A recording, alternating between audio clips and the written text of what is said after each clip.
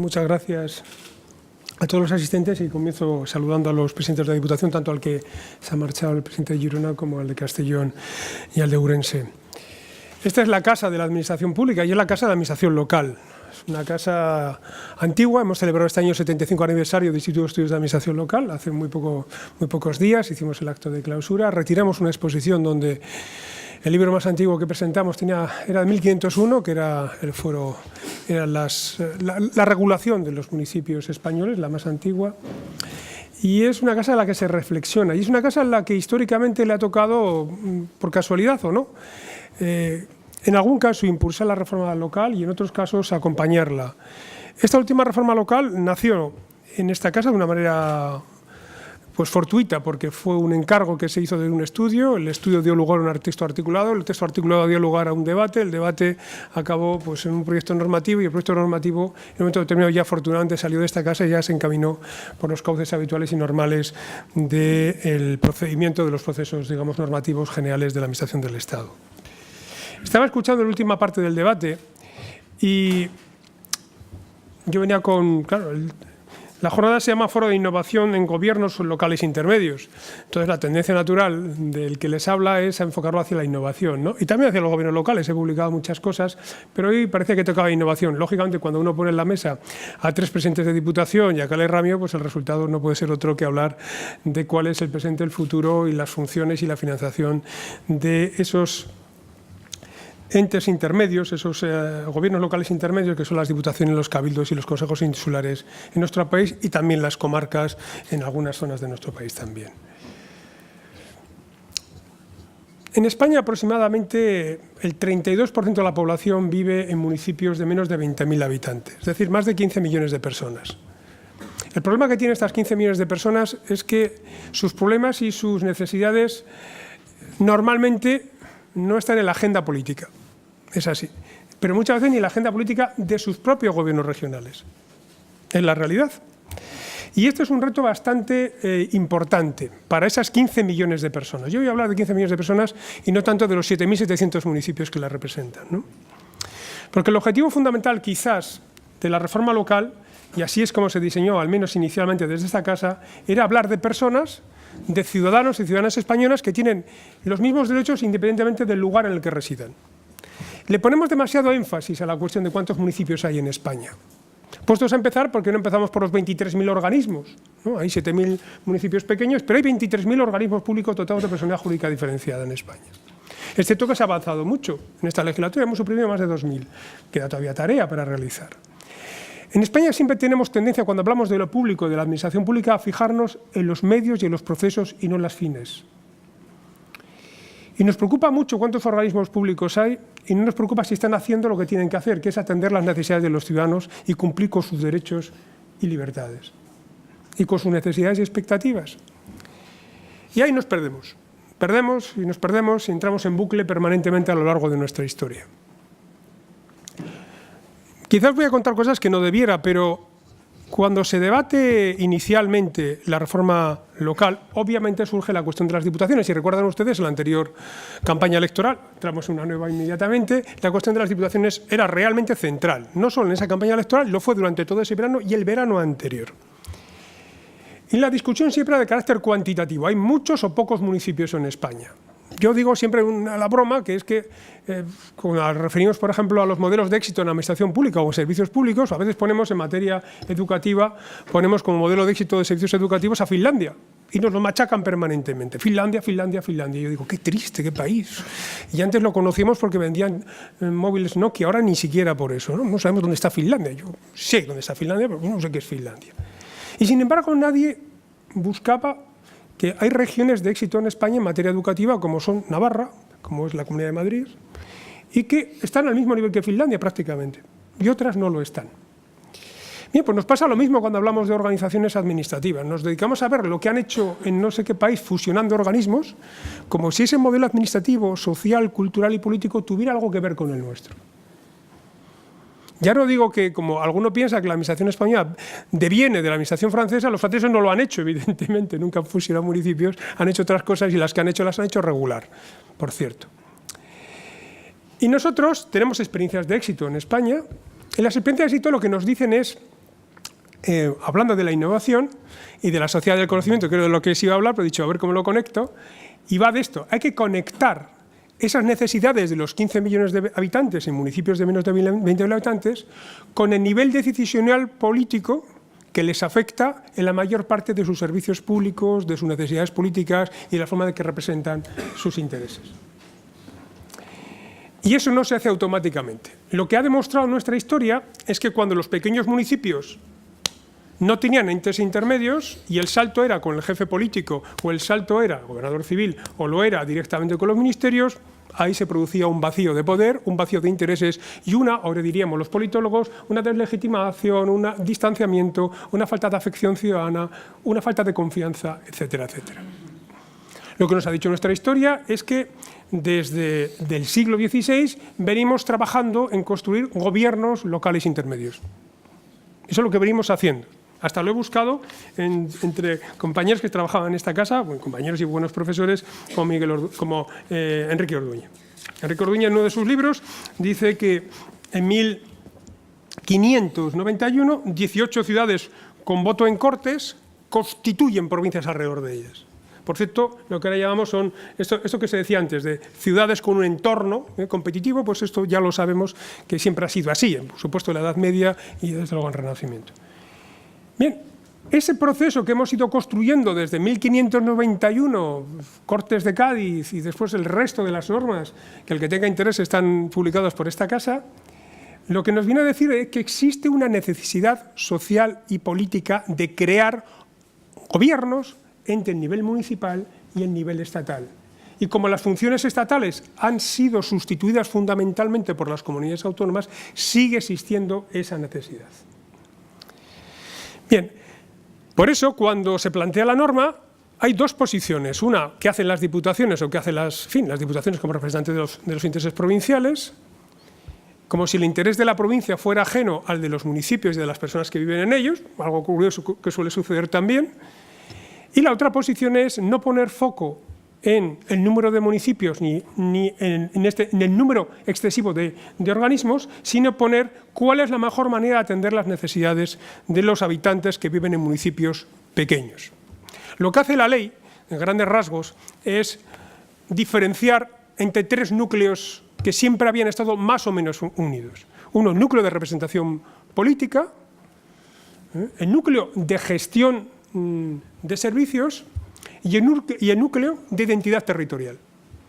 Habíamos entendido desde la Revolución Francesa que los tres núcleos básicamente estaban unidos.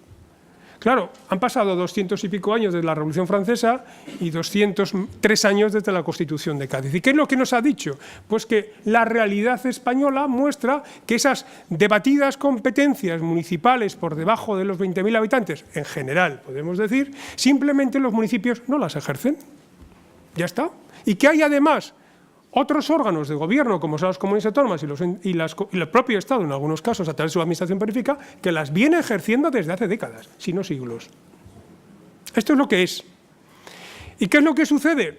Pues que el coste por servicio en un municipio de menos de 100.000 habitantes, de menos de 5.000 habitantes es 3 veces más que el coste por servicio de un municipio de más de 100.000 habitantes. Pues es lógico, porque la economía de escala llega ahí. Entonces, lo que vengo a decir es que hay una tradición española de entender y de articular el territorio, española de España y propia, muy distinta a la francesa, a la italiana, a la belga, a la finlandesa, a la sueca o alemana o a todos estos, algunos, la mayoría de estos que han fundido municipios, que hay una tradición de cómo, no solo de percibir el territorio, sino de cómo prestar los servicios, que España ha evolucionado de un modelo fuertemente centralizado a un modelo descentralizado, aparentemente descentralizado, pero fuertemente centralizado territorialmente a nivel autonómico, con una cultura centralista autonómica elevada, que simplemente lo que ha hecho es heredar la cultura centralista de siglos. Simplemente es esto.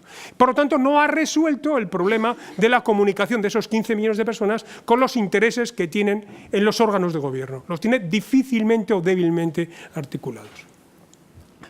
Bien.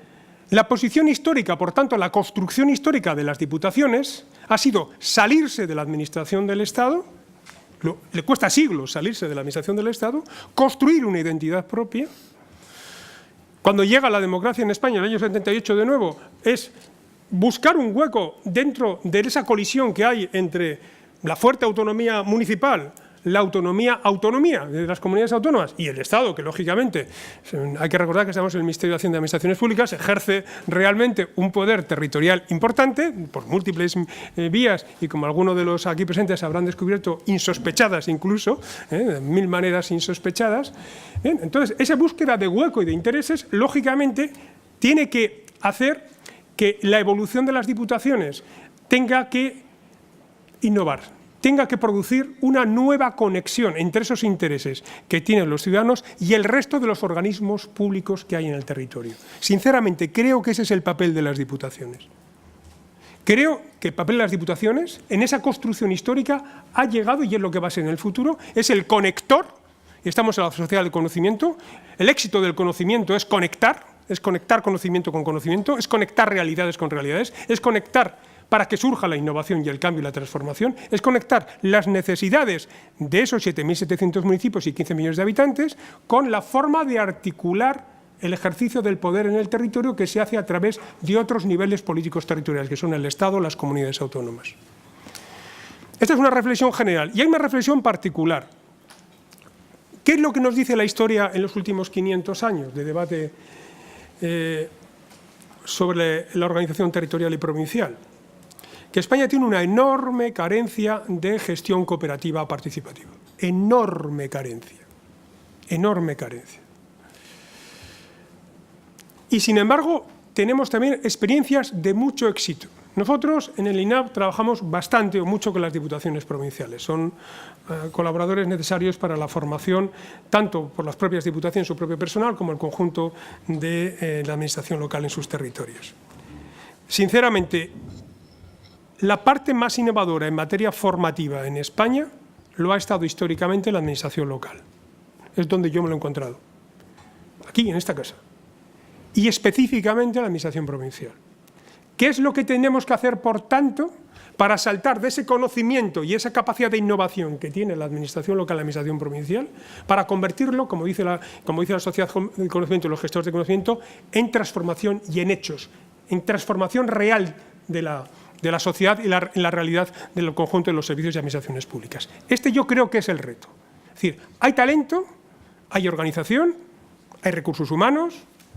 La norma, independientemente de las dificultades grandes que tiene para llevarse a cabo, porque chocan distintas, si alguien lo lee a fondo la ley, pues verá que chocan distintas lógicas históricas, algunas pues de esos de cientos de años, pero hay una tendencia importante. Lo que pide la ley es que las organizaciones del Estado en el territorio tienen que establecer un sistema de conexión y de diálogo permanente para atender las necesidades de los ciudadanos por aquella organización que, bajo el principio de subsidiariedad, sea la más eficaz y la más efectiva. Y esto necesariamente pasa por darle más poder a la administración local. Necesariamente. Ahora bien, ¿qué tipo de poder? Un poder variable y diverso, atendiendo a la realidad muy distinta en España desde el punto de vista local y provincial. Muy distinta, porque estos son todos los problemas históricos españoles. Y es que todo el mundo es igual. Pues mire, no es igual, y menos en materia provincial.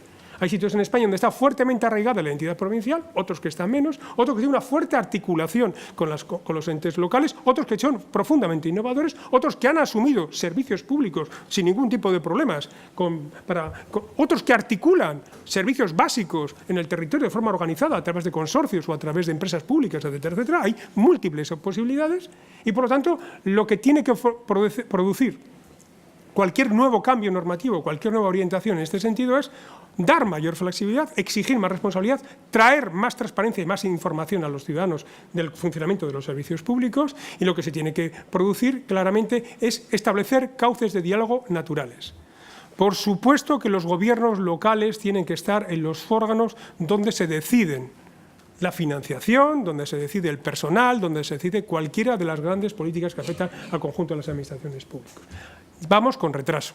Llevamos un retraso de unas cuantas décadas, esto había que haberlo hecho hace tiempo, ha habido un paso adelante a través de la Federación Española de Municipios y Provincias en esta ley, y lo que hace la ley, y a mí me gustaría que lo vieran de esta manera, si ven la ley desde esta perspectiva, abre nuevas vías de comunicación, nuevas vías de entendimiento, y es necesario que se produzca, por lo tanto, un fuerte interés político y un fuerte liderazgo político para que se lleve a cabo. Y una última reflexión sobre qué pasa si no hay diputaciones provinciales. Pues si no hay diputaciones provinciales, yo hace 4 años, a una buena amiga mía, que había ocupado cargos importantes y que es una mujer inteligente, me dice, es que esto de las diputaciones, esto es una barbaridad, esto es una antigualla, 38 diputaciones existiendo ya comunidades autónomas.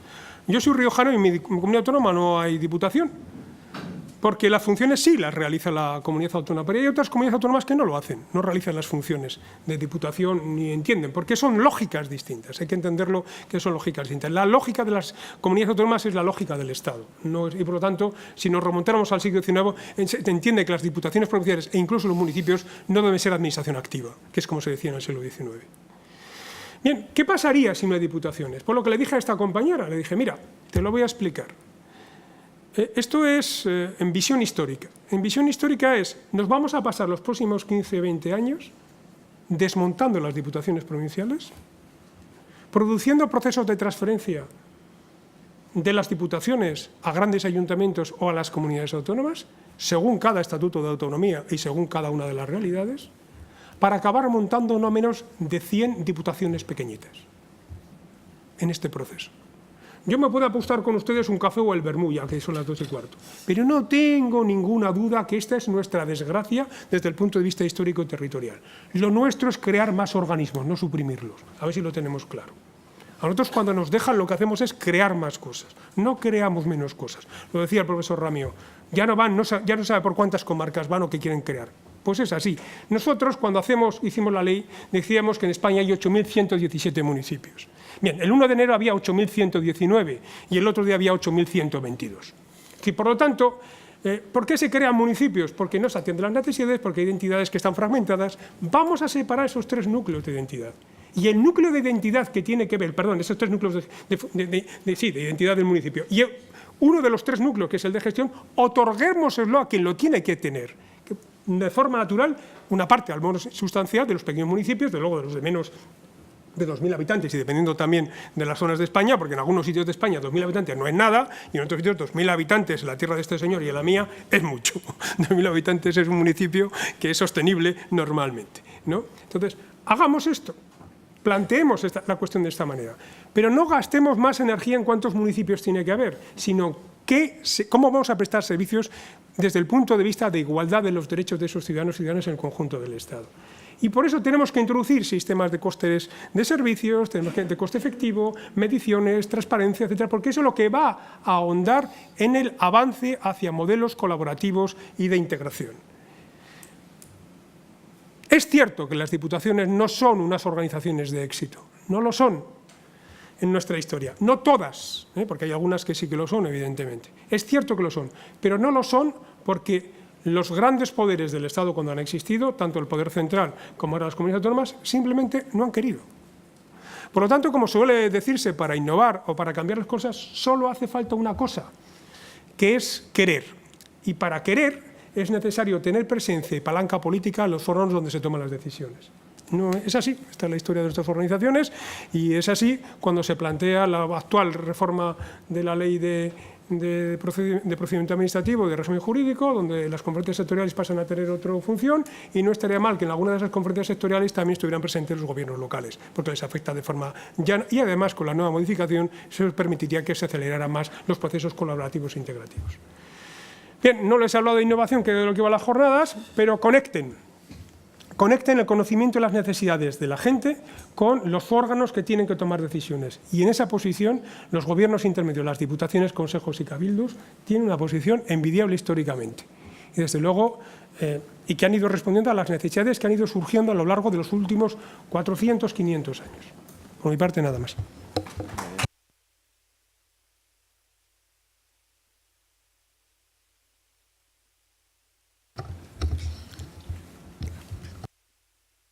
Bueno, tiene la palabra Javier Moliner Gargallo, presidente de la Diputación Provincial de Castellón.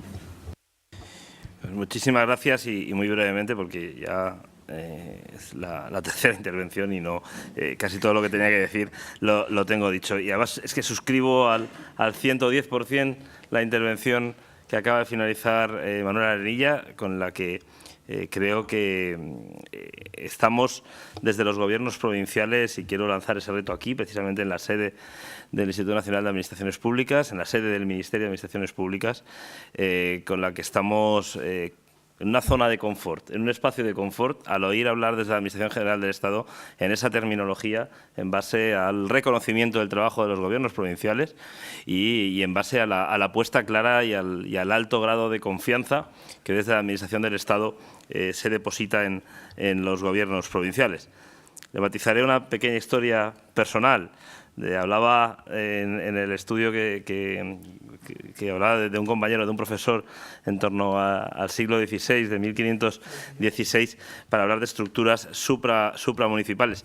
Procedo de un pueblo, de un pequeño pueblo, al cual llegó en torno a 1310 Jaime I en la Reconquista, y en 1345, apenas 30 años después de pasar el rey Jaime I y volver o de volver a la cristiandad, a las zonas del Mediterráneo, se constituyó la primera agrupación supramunicipal de villas y burgos en 1345, lo que era la setena de Culla, que conformó hasta el siglo XIX, hasta que aparecieron las diputaciones, una entidad supramunicipal de más de casi 7 siglos de historia, que ya hablaba de central de compras, que ya centralizaba las compras, de central de ventas, porque vendía los pastos de las tierras comunales, y que hablaba de aglutinar y de gestionar servicios en un documento escrito en bello castellano de la época, como digo, en el año 1345. Por tanto, no es nada nuevo esto, y si aquella gente fue capaz de hacerlo durar tantos años, no vengamos nosotros a romperlo ahora. Simplemente, y precisamente para no romperlo, y antes lo decía en mi intervención, creo que fruto de los debates que se han producido hoy, de los que se produjeron en su día en los foros que se celebraron en Granada y en Burgos, y de la necesaria colaboración y transferencia de experiencias que en foros de este tipo se producen, proponíamos la constitución del Foro Interprovincial de Innovación con carácter permanente, con el ánimo de colaborar y compartir conocimiento en los temas relacionados con la innovación, con la tecnología, con la administración electrónica y con el liderazgo de las administraciones supramunicipales.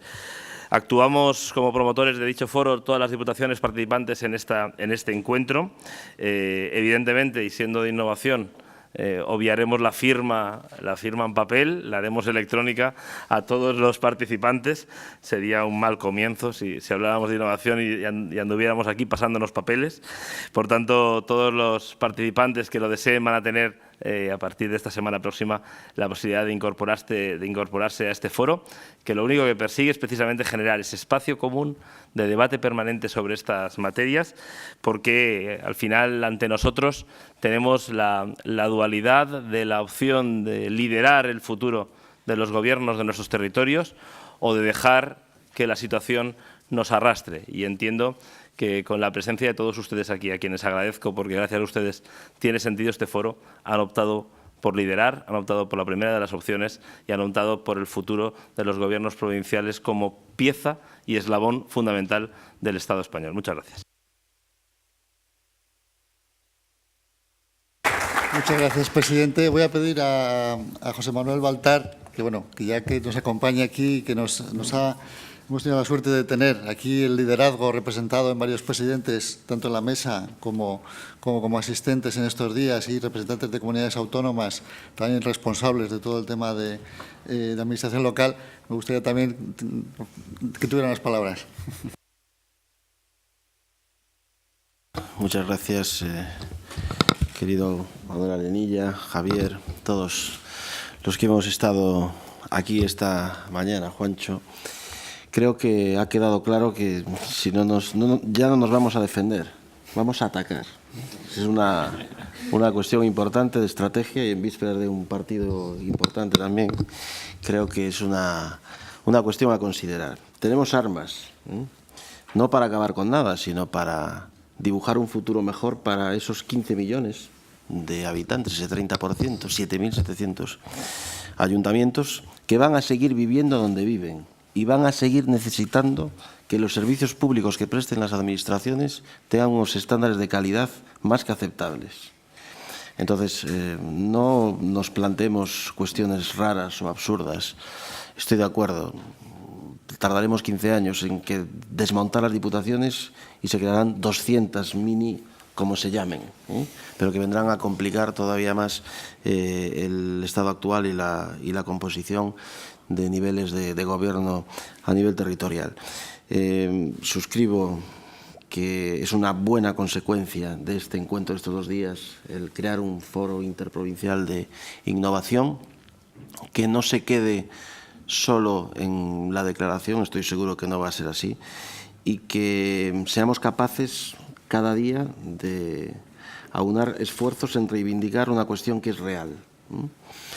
Yo lo digo, allí, no se trata que 30 años de Constitución o de democracia, o 40, cambiar el centralismo de Madrid por el centralismo de Santiago de Compostela. Eso no es de lo que se trata. Se trata de que los ciudadanos perciban que las administraciones materializan sus competencias con absoluta calidad. Y en esa tarea las diputaciones tenemos mucho que decir. Hay que acometer esos cambios legislativos para acercarlas al ciudadano con la reforma de su régimen electoral, lo tengo claro, pero también con esa tercera pata de la administración, una competencia, una financiación, y creo que es el momento. Y como creo que es el momento, pues me agrada muchísimo haber escuchado lo que he escuchado, además del Ministerio de Hacienda y Administraciones Públicas, de una persona que sabe perfectamente lo que se trae entre manos y que conoce. Porque aquí la clave está en saber si aquel que critica conoce lo que está criticando. Y me da la impresión de que no, que se están lanzando determinados mensajes electorales por determinadas formaciones que pueden tener calado en ciudades o en ayuntamientos superpoblados, pero que olvidan absolutamente que hay una realidad que debemos seguir promoviendo, protegiendo y, sin duda, pues sobre la que debemos actuar. Por eso, muchas gracias y ahí estamos. Gracias.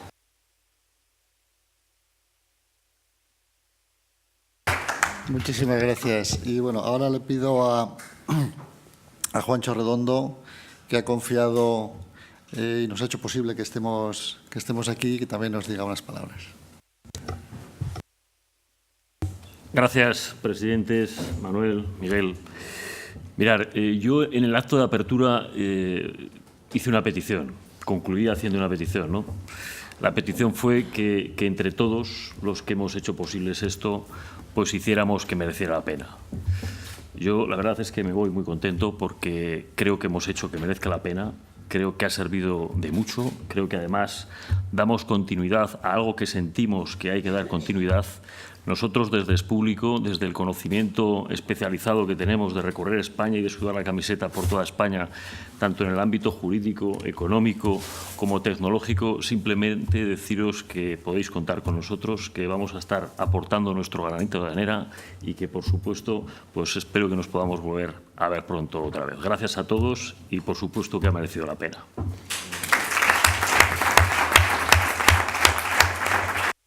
Bueno, y nada, me vais a permitir finalizar con unas palabras y deciros que la palabra fundamental es agradecimiento. Agradecimiento tremendo. Yo creo que esto lo que ha salido de este foro, pues realmente es mucho más de lo que pensábamos.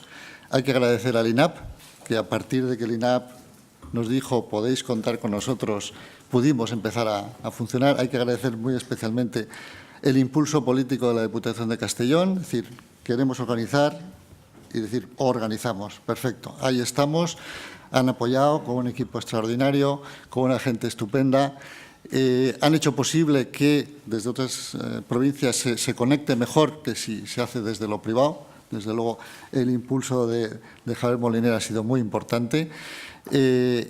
Agradecer a Expúblico la posibilidad de decir, oye, aquí estamos para poner esto en marcha. Y sobre todo, bueno, agradecer a mi equipo, a mis chicas, que son geniales, y muy especialmente a los que estáis aquí, porque sin vosotros no hubiéramos hecho nada. Os vendimos una moto, la habéis comprado y espero que tuviera ruedas. Entonces, realmente gracias a las personas que estáis todo el día trabajando, que busquéis lo mejor, que todo esto que os han dicho que hay que hacer, de buscar lo mejor, la eficiencia y tal, estáis ya en ello. Lo que tenemos es embarcar a más gente para que eso sea así y para que desde las personas transformemos también con liderazgo, ayudados por el liderazgo, transformemos las instituciones y hagamos eso que hemos dicho que queremos hacer. Así que muchísimas gracias a todos. Espero que todos os llevéis algo en la mochila, que la llevéis cargadita y sencillamente hasta la próxima, Javier.